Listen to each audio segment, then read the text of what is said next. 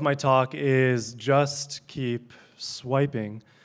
And this is a book about, this is a talk about beautiful books ostensibly, but really when we're talking about beautiful books, we're talking about beautiful digital content in general.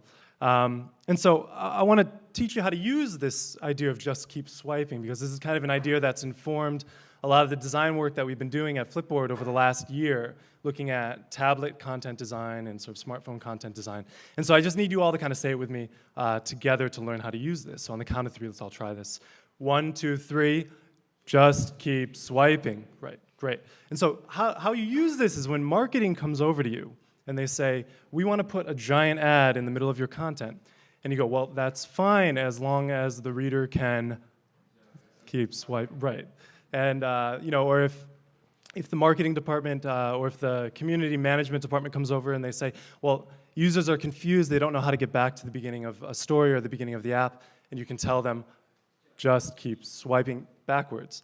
So there's sort of a couple of precepts here that have to be understood, and one is that we're talking about single access navigation as opposed to double access navigation, and I'll give some examples of that later.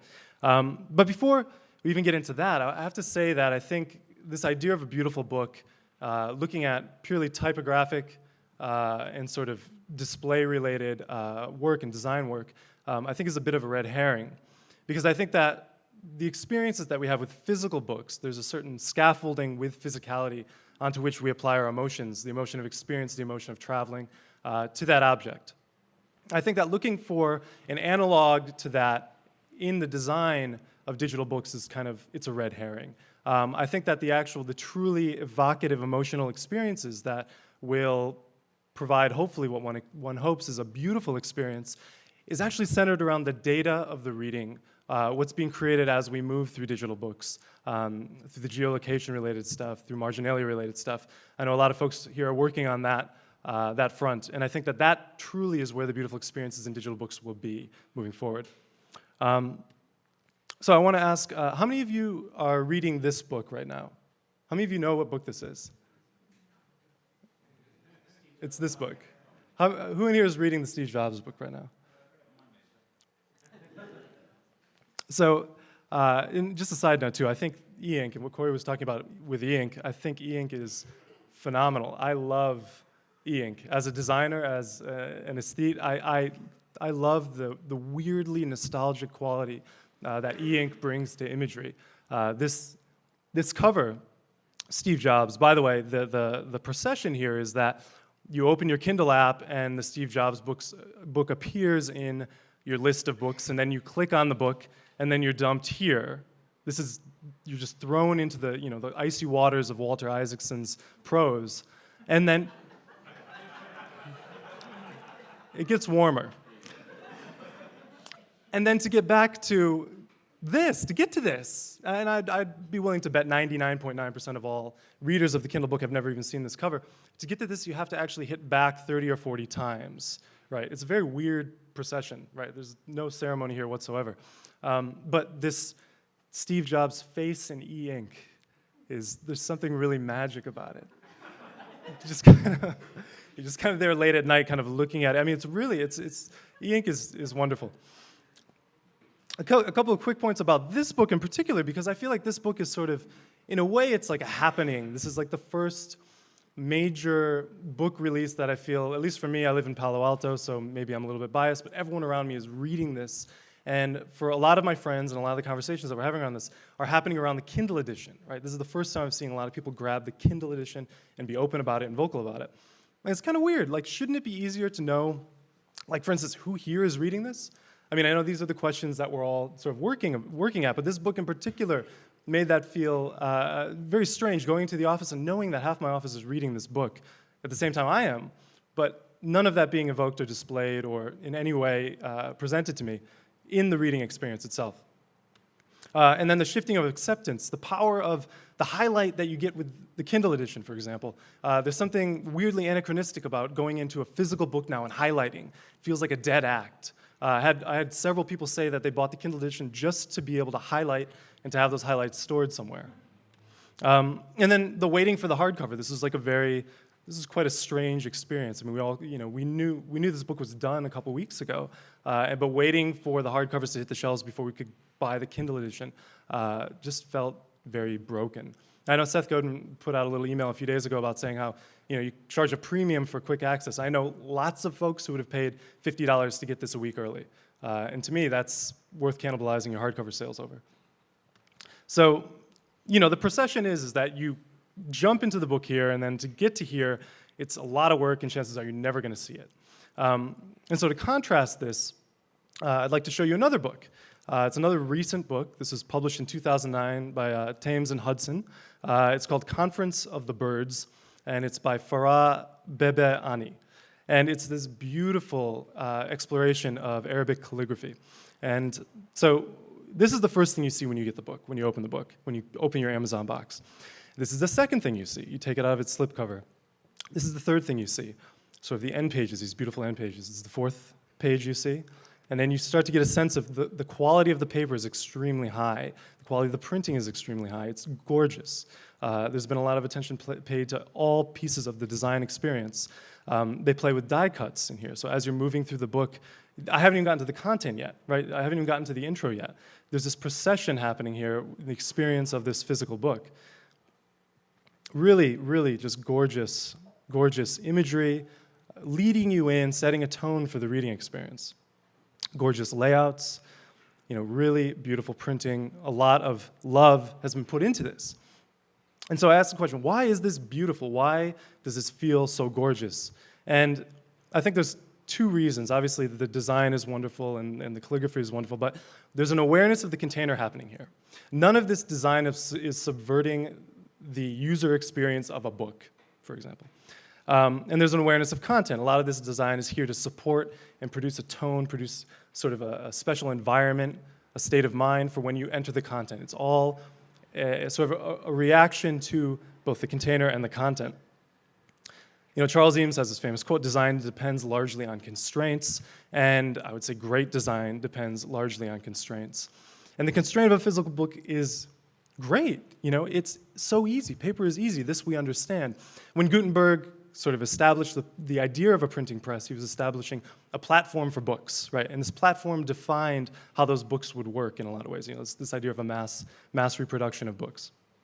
And obviously there's play with formats within that platform, but fundamentally all books work exactly the same. You give a book to somebody and you just say, they ask, how do you use it? And you just say, just keep swiping, right? This has been the fundamental sort of design ethos, user experience ethos of books for as long as we've had them.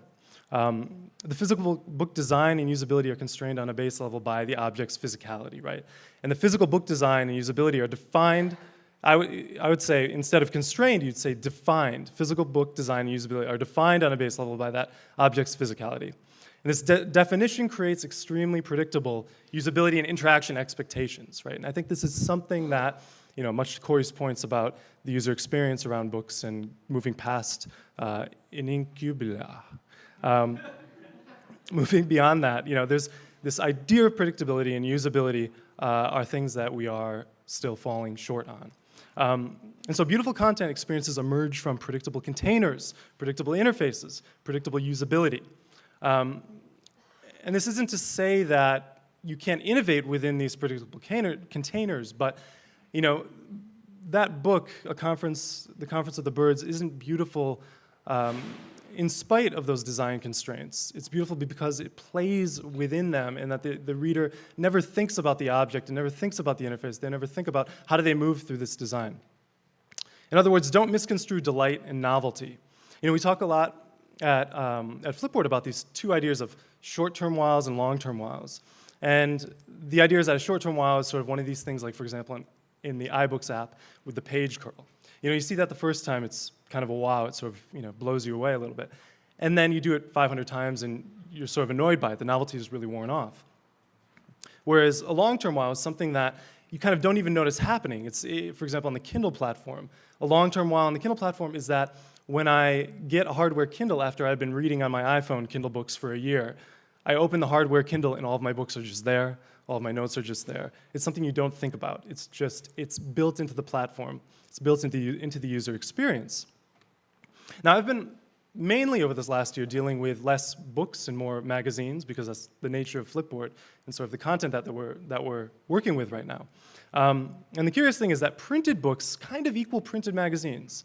You put a printed book on a table next to a printed magazine, and you don't have to explain to the user how they work. They both have the same fundamental user interface. Digital books absolutely do not equal digital magazines right now. The user experience in iBooks or Kindle app is so fundamentally different than the complex experiences that we've created in all these digital magazine apps. And in fact, with a lot of these digital magazine apps, the sentiment that I feel when I open it is just keep, what am I supposed to do next? What is that next step in the app? It's not to say that these are bad. There's a lot of interesting exploration going on, but I just want to highlight the fact that there's actually a lot of inconsistency in the reading experience. And so I've kind of gone through a few of the apps and just pulled out some of the instructions about how do we use, how to use this magazine. And so every magazine that you're downloading comes with this sort of detailed set of instructions. So you have, the Wes Anderson instructions, and you have other apps that have, dual access instructions, navigation instructions. You have these kind of layers of instructions that begin to appear. Swipe left and right to do this, up and down to do this, tap to do this, use 2 fingers to do this. In this context, use this. I mean, who is supposed to remember how to activate any of these things? How are these gestures truly discoverable without this sort of granular instruction set? I found another app that had 4 screens of just intensely complex instructions about what was tappable, how it was tappable, how you move through the content. It seems like a misguided way to approach digital content in books to totally reinvent these interfaces. And I think that one of the things we really need to do moving forward is get these platforms, the well-defined, I'll show you the example of what I feel like could have been a well-defined platform. Define the platform strongly, which will define the interaction well, and then the formats will flow from that. One example I like to give is Art Space Tokyo. So this is a book that I was working on a few years ago, and then I funded it with Kickstarter last year to reprint it and to produce a digital edition. And I was very careful not to say an iPad app, because I had really no intention of making an iPad app. I mean, the iPad had just come out when we funded this, and I was dubious as to whether or not it was worth creating an app or doing something else, working within these already established formats and platforms on the iPad, for example. So I hired Ron Bilodeau over at O'Reilly to produce an EPUB version of Art Space Tokyo. And this is actually, I've been meaning to release this publicly for a while. I haven't had time to write up why we did an EPUB version as opposed to building an app. So it still hasn't been released, but it's forthcoming. And I'd like to show you some of the examples of the layouts that we were able to achieve in iBooks, despite the fact that I think iBooks gets a bad rap, or EPUB gets a bad rap at not being able to do beautiful layouts. So this is the print layout of one of the chapters, the opening to a chapter of Art Space Tokyo, and then in the iBooks version we were able to achieve something like this, which I think is actually quite respectable. Here is a chapter opening with a map, and then here's the analog in iBooks. Here is an interview opening spread, and here's the analog in iBooks. I think the point is that sometimes we don't give enough credit to these platforms that already exist. And I mean, the nice thing about iBooks is that every single book that someone downloads on this platform, they're going to have the same user experience. And that actually, with EPUB 3 on the horizon, and we'll see how Kindle's format works, but with these new sort of much more granular formats in terms of typography and layout, I think we can actually achieve extremely beautiful books within these already pre-established platforms without reinventing new sort of navigational methods and having to teach users very complex sets of content interaction techniques. Another example I want to bring up is Push Pop Press, God rest their soul.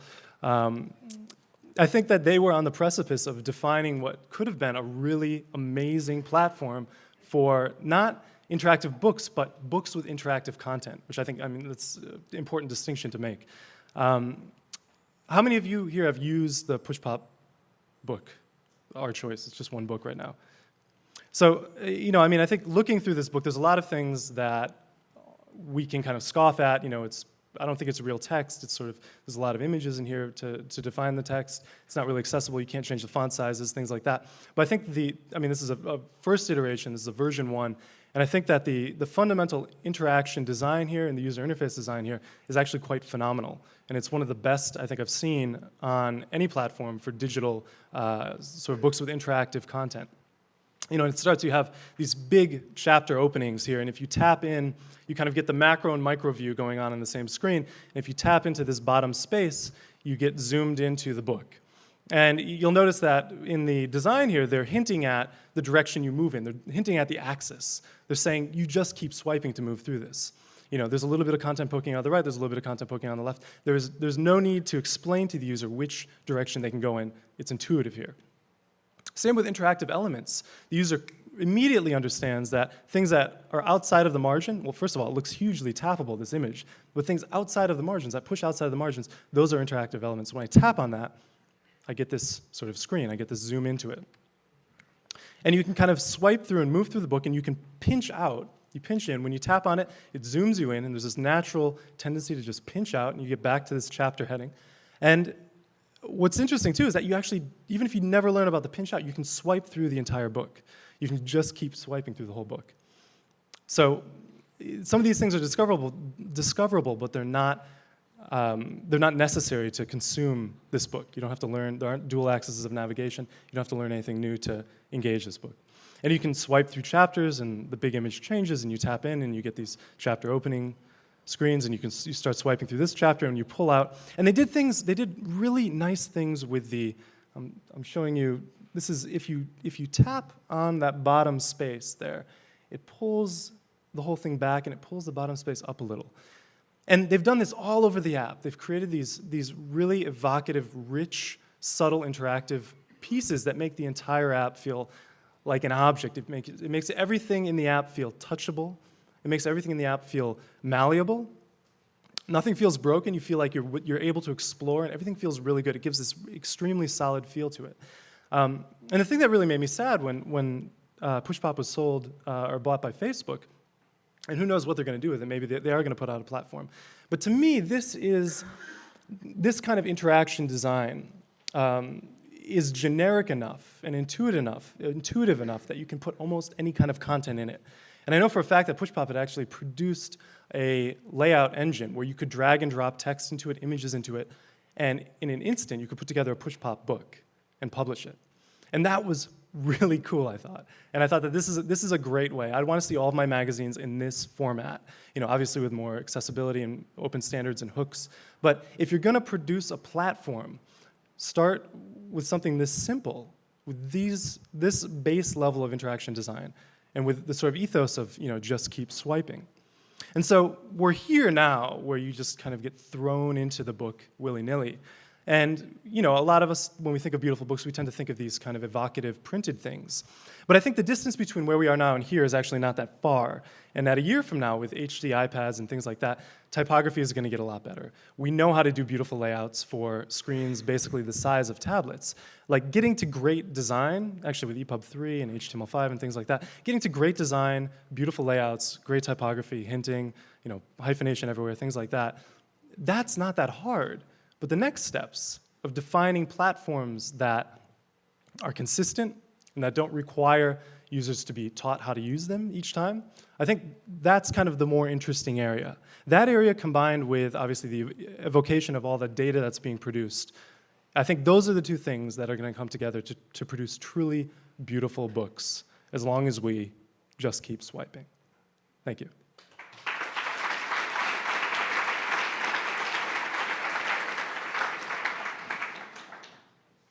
I think we have time for maybe one question.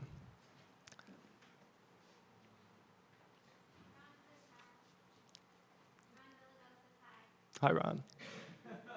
Yeah, Ron did an awesome job. I totally recommend him for all of your EPUB needs. What are some examples of what Flipboard's thinking about doing with books? Right now, nothing. We're just focusing on magazines right now, yeah. Cool. Well, I'll be around. I'm happy to answer any questions about what Flipboard's doing or any of the stuff I talked about. Thank you.